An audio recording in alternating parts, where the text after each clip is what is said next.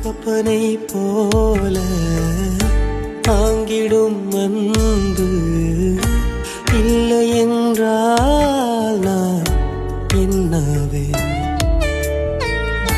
தாய்மடி போல ஆறுதல் தந்த அன்பு இல்லை என்றால் என் செய்வேன். நான் தடம் மாறின வேளை உன் கரம் தாங்கியதே.